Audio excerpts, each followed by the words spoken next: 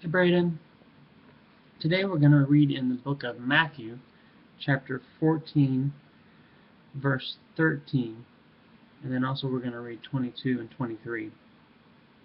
So what has happened where we are in Matthew, Jesus has just found out that his cousin, John the Baptist, has been killed.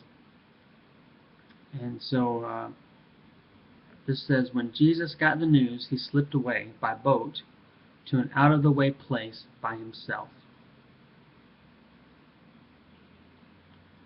So he tried to get away, to be by himself. But what happened is the people, they saw him, they saw where he was, and so a crowd started to gather. People who were sick showed up for him to heal them.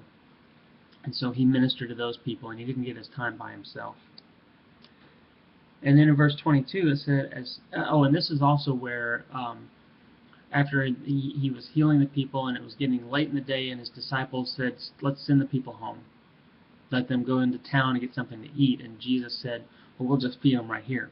And they said, well, we don't have any food. We just have these 2 loaves of bread. And Jesus performed a miracle. He fed 5,000 people right there. So after he did that, it says in verse 22, as soon as the meal was finished, he insisted that the disciples get in the boat and go on ahead to the other side while he dismissed the people. With the crowd dispersed, he climbed a mountain so he could be by himself and pray. He stayed there alone late into the night. So what I see out of this is that Jesus made sure that he had time to be alone with God and time to pray. First he tried to go out. He did some pretty difficult things to get this time by himself. He went out on a boat to try to go to an out-of-the-way place.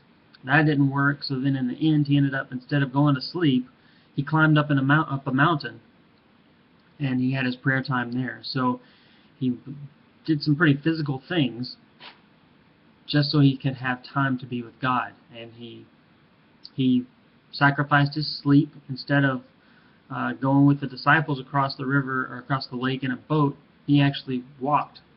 He took a shortcut and walked across the water, which is pretty cool. But still, my point is that he did whatever he needed to do to make sure that he spent time in prayer.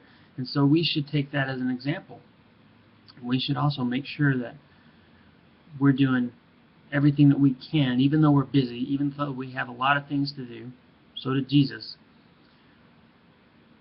We're still making sure that we have time to pray and spend good time with God, not, quick little prayers that don't really mean anything, that don't really help our relationship with God, but actually sitting down, finding a place to be by ourselves, and spending time with God. Have a good day.